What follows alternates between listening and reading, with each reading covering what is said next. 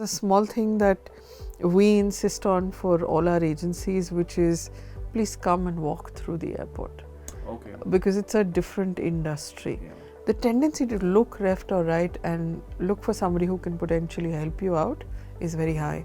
And in India, I think we're finding that that is a requirement. You see something in a newspaper, but I don't know when I'm going to travel. So in that business of the airport, the digital works far, far more.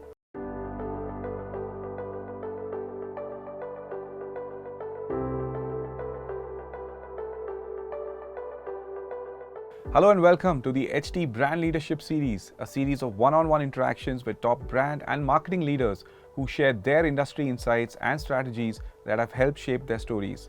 This series, hosted by Hindustan Times, offers a behind-the-scenes look at how leaders adjust their strategies for changing consumer behavior while leveraging media channels that improve customer relationships. Today, we are joined by Shalini Rao, Chief Marketing Officer at Kempegowda International Airport, Bengaluru. With over 20 years of cross-sector experience spanning consumer goods, hospitality, and now aviation, Shalini has spearheaded brand innovation, CX transformation, and crisis management at one of India's busiest airports. Welcome to the show, Shalini. Thank you so much. We're thrilled to have you. Thank you. And tell us something about the new records you are breaking. Last year, 42 million passengers. And how is 2025 looking? Looking equally good, fingers crossed, and on a good growth trajectory. And we just hope people keep flying and all the geopolitical stuff doesn't get in the way. True. We wish the same. And tell us about the whole cargo piece. How are those milestones coming along? You know, interestingly well, some of the success started during COVID, when I think the entire focus was on shipping and transporting a lot of stuff. But over the last couple of years, the infrastructure that we've built out has seen the cargo growth story really grow. We now have a specialized domestic handling terminal, and that infra is pulling more and more from the states around us, and so that's really working well. You all recently also won by Skytrax, won the best regional airport in India and South Asia. This is just one of the many accolades you all have won. It sounds terrible if I say yes, but yes. And I'd also want to add the one that we really are proud of, again from Skytrax. Right. They have a rating system for the terminals across different airports, and we just got rated 5-star for Terminal 2. And we're the only airport in India and the first in India to actually get that. So that's something we're exceedingly proud of. So we've gone beyond just Singapore winning the award every year, and now India's airports, especially Bengaluru, has come up right on top now. Yes, we're getting there, and I think we have a lot to do still, but we're getting there. Awesome. When you began your career in FMCG and moved through hospitality before coming into aviation, so has that, obviously there are some parallels between both the industries. Sure. So how has that transition come along? You know, for me, the way I see it is FMCG has been my foundation. I always say that's how I grew up. And that's where the rigor of marketing, I think, really got taught.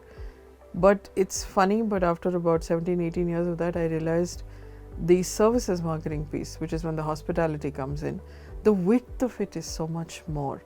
The customer experience touch points suddenly extrapolate. Earlier, it was one retail store. Yeah. You had the packaging which people would look at. Now it's suddenly become every day, some 100 plus touch points, people involved in delivering brand experience. Those are the things that I think have changed. And for me, it's only layered on. And it's widened perspective tremendously. It's also freaked me out on several occasions because you have so many more things to manage. Earlier it was like, okay, product gone out of factory, packaging fine, and a little bit of experience after that. But now it's like every moment 24/7, especially in the work that I do right now. Exactly, because in unlike FMCG, in hospitality also, you are basically with the consumer. Your consumer, after purchasing your service, stays with you till that service ends. Absolutely. So it's the customer doesn't let you go. You have to ensure. And sometimes even after and before. Right. So very often it's the drive up to the airport or something that you're doing in the taxi. Right. Or the booking process that you're going through. Now, well, technically that's not the airport, but it all kind of converges. It comes together. So yeah. When you joined at that time, how did you see your strategy changing, considering there was consumer anxiety and trust during the pandemic. And then immediately after that, we came into a situation which was revenge travel. Suddenly you had an influx of travelers. Absolutely. So you managed to see both the spectrums. Totally. Tell us more about that. You know, I often say when you read job descriptions, when you're about to get into a job, there is a lot of stuff that's written in it.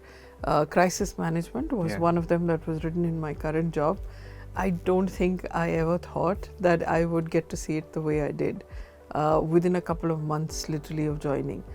I think it's, in hindsight, I can tell you what our strategy was. But at that time, I think the strategy was literally staying close to the ground. And I think what worked for me, what worked for all of us, is our own past experiences. And for me, that's where the FMCG rigor worked, which said go back to the basics, ask the customer what they want. Try and understand what they're going through, and then tailor everything that you do accordingly. So that's when you realize, like you said, trust was an issue. People were worried, they were concerned, they didn't know what to actually expect. So we went back to those basics, and you went back to saying, hey, this is okay. This is the temperature at which things are. I don't know if you remember, but there was this huge thing that went on about air conditioning temperature, heat, etc. So we actually broke it all down and started sharing facts. And you know, it's the truth of when you start something, you start small by literally demonstrating every single thing. We had to go back to some of that. And then how did you manage the sudden influx when people started coming in? I'm sure a lot of technology changes may have come into play that time to address this whole demand. So two of my, I think, things which will never go out of my memory for a very long time. One is the whole contactless travel, because we were literally one of the first airports to start off with contactless travel. That's correct. But there was a whole team on the ground that put it together at a very quick pace. But the bigger one was to communicate, because suddenly, imagine if you were using your left hand all this while, and I told you start using your right. That's literally what it was for everybody. So my job that time was to communicate that across in every conceivable way I could. So my film that we did at that time became like a little benchmark, and I have a very small story if I may give it to you. Somebody I know came and said, guess what, the guy who works for us actually had to send his mother to another city, and was very worried. What I've heard, Didi, there's this contactless, what do I do? So she just actually pulled out my film from YouTube and said, why don't you look at this? This tells you exactly what needs to be done. And for me, that was vindication in so many ways, that we'd chosen the right set of things to do. So contactless was one. That was the first crazy time, and everybody picked it up. The next was when people were hesitant. Revenge travel, I think there was a little gap. People were talking about revenge travel, but there were still a lot of questions. And we did the whole time to reconnect campaign, again picking up on things people were missing. Taking food home for my son, browsing at the bookstore before I went off, and it blew our mind how much people actually resonated with that. And a lot actually came back also and felt a little bit reassured. So I think those two were interesting, completely different spectrums, but Tell us more about the 100% contactless feature, which was a more like a consumer survey, or you were looking at best case studies across other airports that you all picked it up from there and said, how can we implement it? So interestingly, we were one of the first to do it.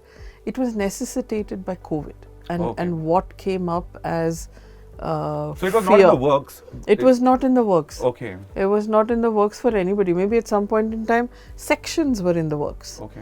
But the fact that you had to do an end-to-end where nobody could touch anything, because those were the restrictions that were there during COVID.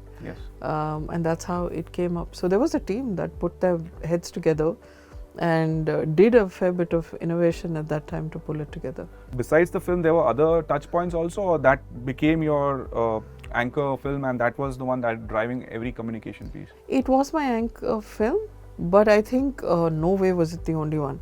Had to be a 360. So on the ground, pamphlets, standees, as much as we could send out to people, all of it put together. So it was basically a collective effort and a 360 effort, because you had to cater to different kinds of travelers as well. and somebody may have missed it, may not have seen the film. But Yes. if you have a standee when you're waiting to enter or when you're outside there, and people, we also had people who would explain what needed to be done. Interesting you said that because you're also the first Indian airport to go fully digital on customer experience. How do you ensure this adoption, and what were some of the strong takeaways from this? I think all airports are still pushing for adoption. DigiYatra is something Yes. which very few people know, but Bangalore was the first Yeah. to get started, and then it went across the country. Similarly with the self-bag drop, Oh yes. the adoptions were low, but I think people have also started taking on more. Again, it's educative. Yeah. We're pushing, and if people find value that they can go through either faster or it's something that's just much easier to do for them, we push hard. I won't say adoption is where we'd like it to be, but we keep talking to people, we keep explaining. But we've realized one thing, there's one learning, even with all digital adoption, that the tendency to look left or right and look for somebody who can potentially help you out is very high. So we have Digi Buddies, as we call them, which who are there either around a DigiYatra or around the SPD machines in case you need help. And in India, I think we're finding that that is a requirement. Right. People are not 100% comfortable to just jump in. Got it. How does your aviation partners come into play over here? Because they also, you need their buy-in and sign off also to make it easier. So how do you explain the value proposition to them, or it's an easier conversation now? It has always been a good conversation. I think the way the airport ecosystem works, everybody has to come together, Right. because each one has a role to play in that entire journey. And there are, I mean, without boring you, there are established weekly meetings, conversations. There are organizations that work within as a group. There are committees, and all of them work together. Value propositions get explained, and usually everybody comes together very, very strongly to Because deliver. they're also seeing the consumer first. Absolutely. How do you make it more convenient? Everybody, I mean, that Yeah. is the whole thing, right? For Right. everybody. So it Since the goal is the is same, The goal is the then same. it's not an issue at all. Understood. Can you share an example of any marketing initiative such as the Rose Farm Valentine's story? That anything that surprised or carried a lot of resonance? You know, we talked about the time to reconnect, which surprised me. The Rose Farmer was interesting. It was an experiment. We wanted to bring the human angle out of cargo and get people to see what goes behind all that goes on. But there are two other things which took me a little bit, I think, over the years, and it's a property that we created called BLR Lens. Okay. And it started at the time of COVID because you couldn't travel. So we just wanted to keep that nostalgia going a little bit. We started collecting pictures Right. that passengers had taken.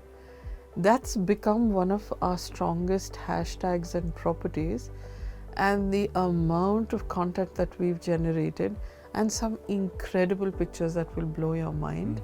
And it continues. I thought it would stop and peter off after COVID. It continues to be one of our most engaging content buckets that we do even today. That's been a hugely fascinating one.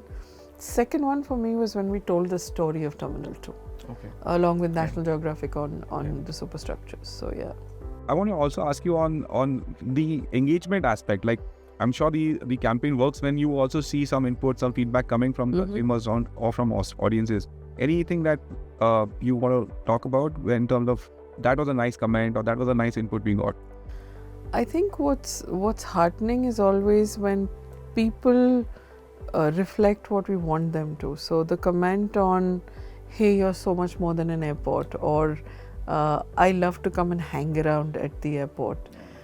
Those kind of comments are always extremely fantastic. But the ones that I think from a airport operations and efficiency point of view, the one comment we all love to hear is how people have lost things and found them very easily. Our lost and found touchwood works very quickly, and people often mention, and some pretty high value items as well. So, and people are very generous in terms of putting it out there too. So Wow, that's incredible. I want to also touch upon a separate BLR cargo identity that's launched. Right.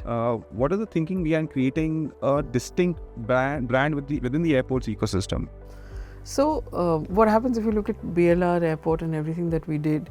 Around 5 years ago, we started this whole process of putting an architecture in place and look at it like any other business.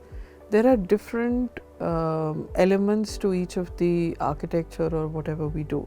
So, if BLR Airport is the overall brand, each one needs its own identity and focus. Now, cargo is a lot of B2B in terms of its business. Now, here's a B2C conversation going on with, let's say, the quad and everything else that we do at the airport. There's also a B2B voice that we needed to create with all the infrastructure. Target audiences were different. Sure. So, very naturally, it made sense to create something which allows the entire cargo business to have that identity, because they attend a lot of conferences overseas. There's a lot of meetings that happen. And then creating that identity really helped them build that proposition out. That was the whole point. Interesting, because airports operate at the intersection of travel and destination. Right. So how do you brief your agency, how do you brief your team in terms of creating that integrated 360 campaign that you spoke about? How do you ensure that the business lines and it aligns with the right ecosystem? Knowing what is your intent when you go in, and also the fact that at an overarching level, whatever be our business, B2B, B2C, we have a strong vision statement that holds it all together. Right. And we are clear, like you said, juxtaposition of destination and travel. For us, it's airport as destination. Right. It is creating magical experiences at the destination. Going and coming back also to the same place. Absolutely. So for us, your journey begins even before you take off. So. But then, what's the brief like? Obviously, you will look at various media funnels. You look at print, you look at radio, you look at digital, you look at TV, maybe cinema also. So how are you looking at the media mix today, considering your audiences are everywhere now? Correct. So our media mix again is driven by what we're trying to achieve. So I'll give you two completely different examples. Sure. So for example, if I'm doing cargo, let me take cargo since we spoke about it. Then I know it's a slightly tighter B2B audience that I'm looking at. That will be my brief to the media team in terms of where I want my upsides and the kind of media choices that I will make. Sure. But the minute I did something like we launched the Anthem last year with Ricky, then it became a much wider media mix because I wanted the world to hear what we were talking about.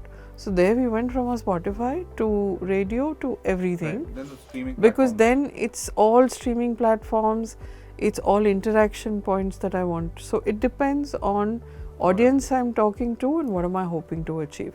If it's a very short in and out, then we'll keep it small and we won't go too wide. So yeah. Understood.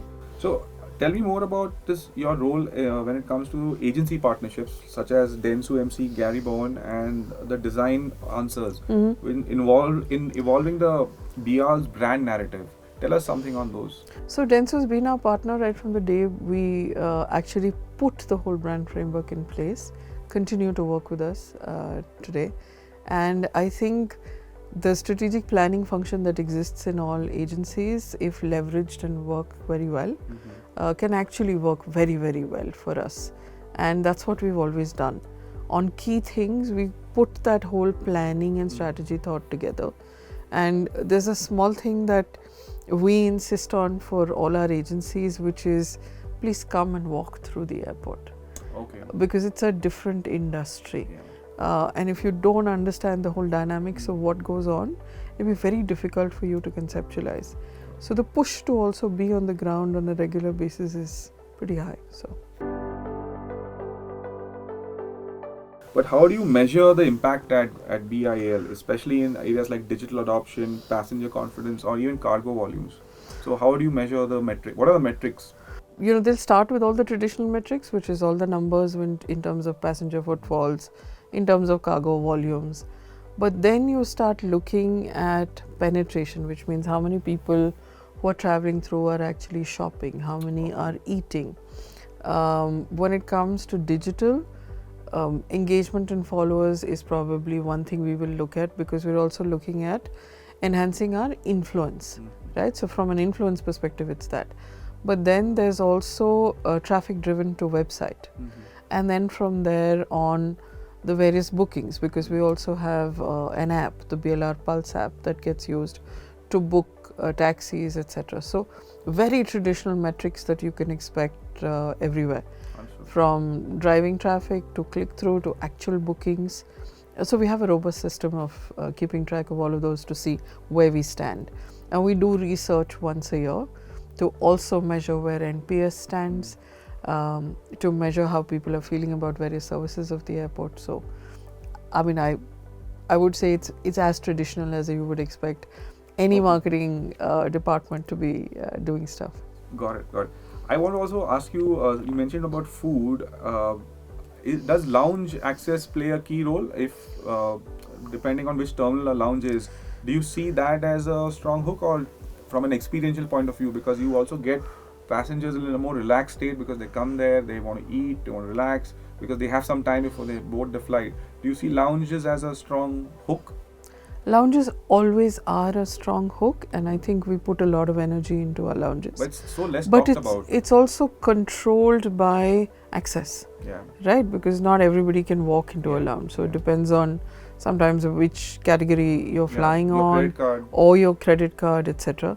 So it's a tighter talking that we do. Right. So we'll talk probably more in lifestyle situations, etc. But we do realize we haven't talked about our lounges. We can talk about it much more. But sometimes it's a fine balance to keep. People are far more relaxed. I don't know if you've experienced some of our lounges, but they're quite interesting. When I have been slightly earlier than usual. That's the other catch. Yes. We're constantly trying to encourage people to come in earlier so that you can actually experience all of these things. True that. So how do you strike a balance between traditional media and digital campaigns and experiential storytelling to drive further consumer experience or interactions? So I think we use a little bit less of traditional media. We use a higher level of digital simply because of the nature of the business we are in. I haven't seen myself use that much of traditional media, but that's because of the speed with which we put information out and the nature of how the audiences are evolving as well. Audiences are shifting. It's a very here and now, right? I may see something in a newspaper, but I don't know when I'm going to travel. So in that business of the airport, the digital works far more. But even within the digital, we do a lot from a traditional point of view as BTL, because we look at the entire airport as an experience zone. So we have a lot of events that happen on the ground. We do a lot of either entertainment, so we've had fashion shows, we do gigs, we do almost 9 days across Dasara, we've had an art park there. So we treat that entire space as, so BTL activity is probably pretty high for us. Understood. As a leader who builds teams across sectors, how do you push for further creativity and further ownership? Because there's BTL angle and there's digital angle. So how do you keep pushing the envelope?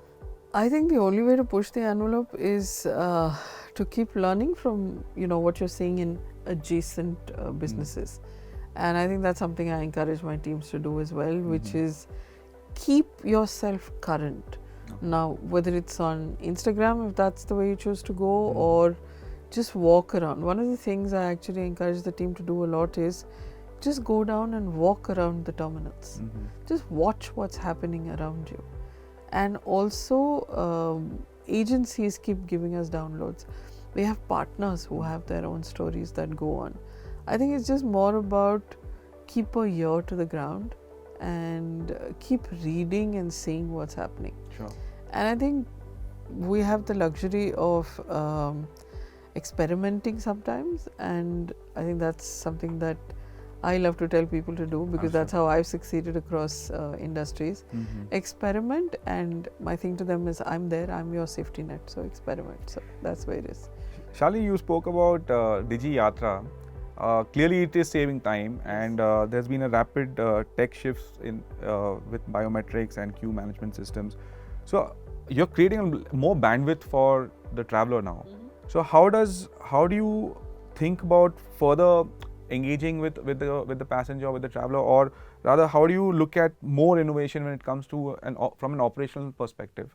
Now that you've got that extra 10 minutes, do you all think ahead that what more can I do with this specific traveler who's got this extra 10 minutes? Oh, absolutely. Tell us some of that. I'll tell you some, I won't tell you all. But, if you look at the nature of what we've been trying to build out, the fact that I have, let's say, a children's play area, the fact that in our international areas now we have spa, we have the opportunity for you to do either a short or a long massage or a foot massage and stuff like that. So we're creating experiences constantly around, and that is something I think everybody's driven by internally.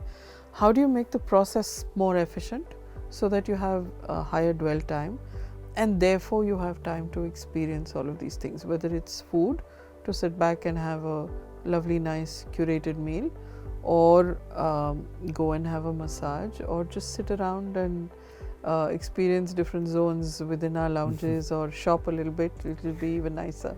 So tell us what happens when flights get delayed and passenger broth is something that some of the staff have to face who have nothing to do with it. Sometimes the airport teams are faced. So what is that? How do you manage those kind of situations? I think everybody's trained to do that, and I think the one thing that everybody's trained to do is passenger first. And there's something that we all have ingrained into our minds, which is that sensitivity to what the other person is going through. And as long as you have that over a period of time, and we've seen some crazy situations, people are absolutely fine, because at the end of the day, you and me, what are we looking for? We're looking for somebody who gets what we're going through and is just helping us make it easier. And if that's the training that's ingrained in terms of sensitivity, in terms of passenger first, you're absolutely good. No, because the horror stories we hear with the treatment some passengers face, especially from airline staffs, I don't want to name anything, but I think that's where your role comes into play, because you guys are the make and break, because everything's happening at the airport, in your premises. So I think it's very important. I think the kind of consumer insights you may be getting, other airlines must be coming to you for some of those. I think everybody's getting. Let me be absolutely fair to everybody.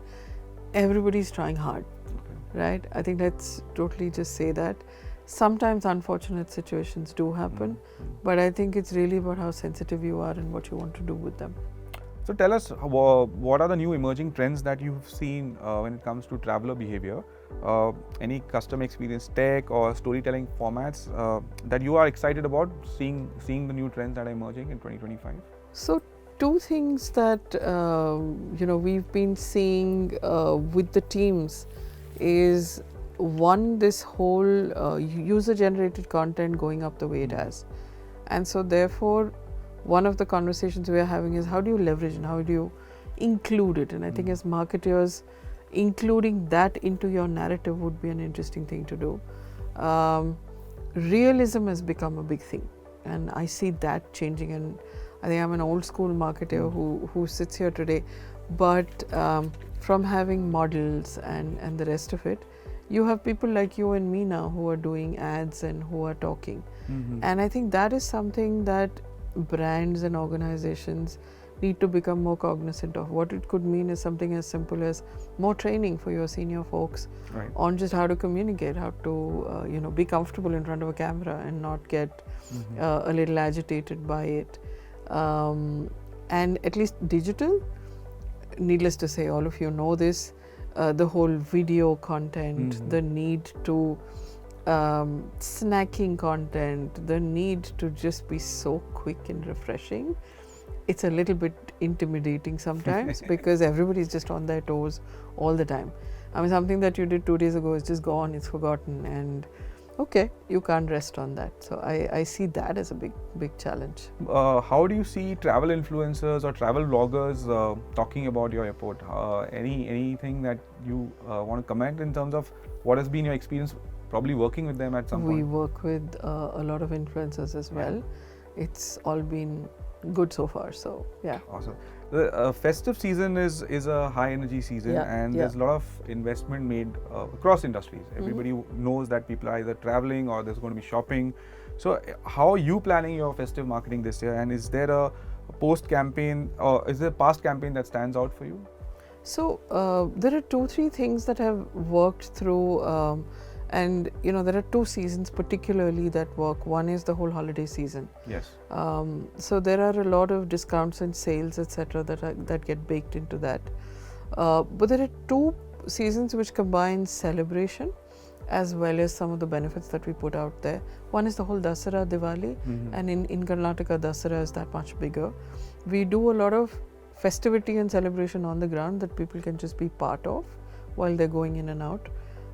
There's a lot of gigs that we do in the evening at different times. And we have something called Season of Smiles that happens from Christmas to a little after New Year.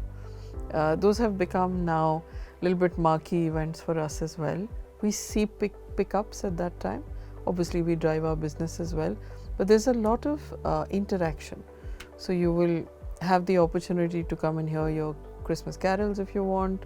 You can watch maybe different performances across Dasara. So, like I said, we see ourselves as a bit of a platform for all of this. I see that continuing. I'm sure there'll be interesting things that keep cropping up. The only thing I can tell you is, from having just maybe 2, we're constantly adding, and that's going to continue. So August to Feb, we go a little bit crazy with all of that. So yeah. Understood. A lot of young marketers are watching our content, are watching our video right now. Thank you for repositioning me. I'm talking about students who aspire to be successful marketers just like you.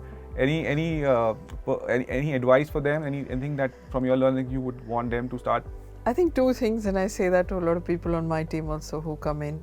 One is understand your own value proposition, and always keep consumer at the center of everything that you do. I mean, if you can hold on to that idea in everything that you do, it's not about me. It's not about what I want to do as an organization, but it's about what the consumer needs. Yes. And if you can find a marriage between those 2, you're good. You'll get your numbers. You'll get everything that goes with it. And have the patience to deal with failure is the other thing I'd say. Because sometimes stuff you do doesn't work, no matter how much research, no matter what you do. So be okay to restart. I think that's a big one, which I'd say today's folks need to learn a little bit. Thank you so much. Thank you for lending your time. Thank you. It's been a pleasure having you. Thank you so much. And you keep checking into more and more success. Thank you very much. Thank you. Your work at BIL is a strong testament to how brand and customer experience can come together, especially when trust, innovation, and empathy lead the way. We look forward to seeing how Bengaluru Airport continues to evolve as both a gateway and a destination experience. That wraps up this episode of the HT Brand Leadership Series. Stay tuned for more such conversations with the visionaries shaping India's brand landscape.